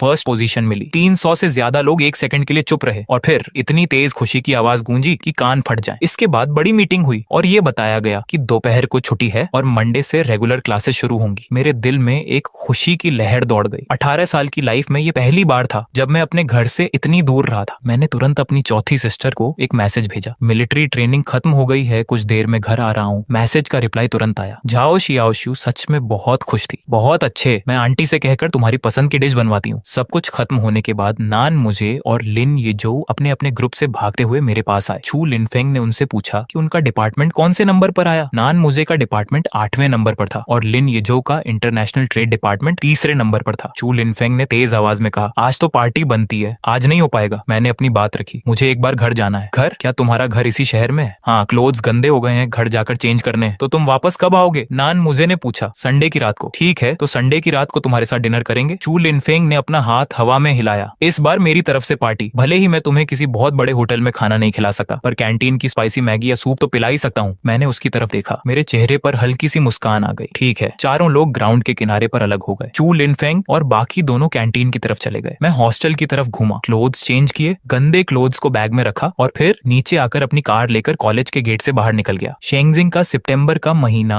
आसमान एकदम साफ था। फॉरबिडन सिटी रोड के दोनों तरफ लगे हुए पेड़ मेरे बचपन के समय से ही वहां थे। 18 साल हो गए, अब वे और भी ऊंचे और घने हो गए थे। नंबर 18 वाले इस बड़े घर के मेन गेट पर 2 पुलिस वाले गन लेकर तैनात थे। मेरी कार जब गेट पर पहुंची तो मैंने अपनी कार का ग्लास नीचे किया। ड्यूटी पर तैनात पुलिस वाले ने मुझे देखते ही तुरंत सैल्यूट किया। 3रे यंग मास्टर वापस आ गए हैं। इलेक्ट्रॉनिक गेट बिना किसी आवाज के खुल गया और कार धीरे से अंदर चली गई। यह जगह बाहर से जितनी दिखती थी, अंदर उससे कहीं ज्यादा बड़ी थी। मेन बिल्डिंग 3 फ्लोर की एक पुरानी स्टाइल की आलीशान कोठी थी। ग्रे रंग की दीवारें और छत इतनी सिंपल कि बाहर से देखने पर इसमें कुछ भी खास नहीं लगता था। मैंने अपनी कार को मेन बिल्डिंग के सामने वाले पार्किंग स्पेस में पार्क किया। मैं ट्रेवल बैग हाथ में लेकर जैसे ही गेट के पास पहुंचा, गेट अंदर से खुल गया। 3रे यंग मास्टर वापस आ गए। केयर टेकर निंग आंटी ने मुझे ऊपर से नीचे तक देखा। उनकी आंखों में प्यार भरा दर्द था। कमजोर हो गए हो? मिलिट्री ट्रेनिंग बहुत मुश्किल थी क्या? ठीक थी। तुम्हारी चौथी सिस्टर कल से ही तुम्हारी बातें कर रही थी, कह रही थी कि तुम कॉलेज में अच्छे से खाना नहीं खा रहे होगे। आज सुबह सुबह ही उन्होंने आंटी को भेजकर मीट मंगवाया है ताकि तुम्हारे लिए तुम्हारी पसंद की स्वीट डिश बनवाई जा सके। मेरे दिल को बहुत अच्छा लगा। मैंने अपना बैग निंग आंटी को दिया और गार्डन की तरफ चल दिया। गार्डन में झाओ शियाओशू एक हल्के पिंक कलर के होमवियर में बैठी थी। ऊपर से एक पतला ब्लैंकेट ओढ़े हुए वह एक स्टोन की बेंच पर बैठी थी और हाथ में गर्म पानी का कप लिए हुए थी। दोपहर की धूप बेलों से छनकर आ रही थी, जिससे उसका चेहरा ऑलमोस्ट ट्रांसपेरेंट दिख रहा था। चौथी सिस्टर, मैं वापस आ गया हूँ। झाओ शियाओशू ने मुझे देखा और उसके चेहरे पर एक प्यारी सी स्माइल आ गई। शियाओ, ये वापस आ गया। हम दोनों भाई बहन कुछ देर बातें करते रहे। मैंने बड़ी सिस्टर के बारे में पूछा तो झाओ शियाओशू ने बताया कि बड़ी सिस्टर पापा के साथ कंपनी की मीटिंग में गई है। फिर उसने पास के बॉक्स से एक लिफाफा निकाला। यह बड़ी सिस्टर तुम्हारे लिए छोड़कर गई है। मैंने लिफाफा खोला। उसके अंदर एक एक बैंक कार्ड और एक छोटी सी पर्ची थी। पर्ची पर बड़ी सिस्टर की राइटिंग में लिखा था, पॉकेट मनी है, खर्च करने में कंजूसी मत करना। मैंने अभी वह लिफाफा टेबल पर रखा ही था कि हॉल का गेट खुला। शियाओ, ये वापस आ गया क्या? एक वीमेन गेट पर खड़ी थी। वह एक सिंपल व्हाइट कलर की शर्ट और डार्क कलर का ट्राउजर पहने हुए थी। उसके लंबे बाल पीछे एक सिंपल स्टाइल में बंधे थे। उसका चेहरा मुझसे 70% मैच करता था। वह देखने में 30 साल की लगती थी, लेकिन इस साल वह 53 साल की हो चुकी थी। पुरानी मार्शल आर्ट्स फैमिली का असर बेकार नहीं जाता। मम्मी, मैं खड़ा हो गया। लियू किंगयुआन पास आई और उन्होंने अपने बेटे को ऊपर से नीचे तक देखा। उनकी नजरें मेरे शोल्डर और कलाई पर कुछ पल के लिए रुकी, फिर उन्होंने अपना सिर हिलाया। हाँ, बहुत अच्छे, आलस नहीं किया। मैं हंसा, हिम्मत भी नहीं है। लियू किंगयुआन बैठ गई। सुना है कि तुम्हारी मिलिट्री ट्रेनिंग तुम्हारा बड़ा भाई झाओ गांग करवा रहा था। मैंने सिर हिलाया। हाँ, ऐसा ही होना चाहिए। तुम वहाँ उसके सिपाही थे, उसके भाई नहीं। फिर वह रुकी और उनकी आवाज थोड़ी बदल गई। वैसे तुम्हारे चौथे अंकल कह रहे थे कि तुमने कॉलेज में किसी को पीटा है। मम्मी, पीटना नहीं कहेंगे, वह सेल्फ डिफेंस था। कोई 12 लोगों को लेकर मुझसे उलझने आया था। मुझे पता है। लियू किंगयुआन ने मेरी बात बीच में ही काटी। 12 लोग थे और तुमने अकेले ही उन सबको निपटा दिया। पर फिर भी सामने वाले में से किसी को मामूली चोट तक नहीं आई। तुम्हारी मार्शल आर्ट्स की प्रैक्टिस बेकार नहीं गई। उनकी आवाज में कोई गुस्सा नहीं था, बल्कि एक तरह की संतुष्टि थी। Thanks mummy. थैंक्स किस लिए? लियू किंगयुआन अपना कप रखकर खड़ी हो गई। रात के खाने में क्या खाना है? मैं आंटी से बोल देती हूँ। स्वीट मीट डिश, चौथी सिस्टर ने पहले ही आंटी से बोल दिया है। लियू किंगयुआन ने झाओ शियाओशु की तरफ देखा और झाओ शियाओशु मुस्कुराने लगी। संडे की सुबह ठीक 6 बजे मेरे अलार्म ने मुझे जगा दिया। यह नियम मेरी माँ लियू किंगयुआन ने मेरे लिए बनाया था। रोज सुबह 1 घंटा एक्सरसाइज करना फिक्स है। जब मैं 5 साल का था तब से लेकर आज तक पूरे 13 साल हो गए। बीमारी के अलावा यह कभी मिस नहीं हुआ। मैंने एक ब्लैक कलर का स्पोर्ट्स वियर पहना और नीचे बैकयार्ड में चला गया। बैकयार्ड के ईस्ट साइड में मार्शल आर्ट्स की प्रैक्टिस के लिए एक स्पेशल जगह बनी थी, जहाँ नीचे पत्थर लगे हुए थे और आसपास बांस के पेड़ थे। वार्म अप खत्म करने के बाद मैंने मार्शल आर्ट्स के स्टेप्स किए। मेरी स्पीड न तो बहुत तेज थी और न ही बहुत स्लो, लेकिन हर एक स्टेप एकदम सही जगह पर था। पूरे स्टेप्स खत्म करने के बाद जब मैं रुका तो मेरी सांसें अभी भी नॉर्मल थीं, बस माथे पर हल्का सा पसीना था। मैंने अपनी वॉच देखी, 6:58 हुए थे। 1 घंटे में 2 मिनट कम। नहाने के बाद और साफ क्लोथ्स पहनने के बाद मैं नीचे आया। निंग आंटी ने डाइनिंग टेबल पर ब्रेकफास्ट लगा दिया था। ब्रेकफास्ट करने के बाद मैं हॉल में आया ताकि अपनी कार की चाबी लेकर बाहर निकल सकूं। गेट के पास रखे की होल्डर में बिना किसी सिस्टम के 10-12 महंगी सुपर कार्स की चाबियां ऐसे ही बिखरी पड़ी थी। मैंने वहां से कोई भी एक चाबी उठा ली और गैराज में जाकर उस सिल्वर ग्रे कलर की सुपर कार को स्टार्ट किया। कार बड़े घर से बाहर निकली और फॉरबिडन सिटी रोड पर आगे बढ़ गई।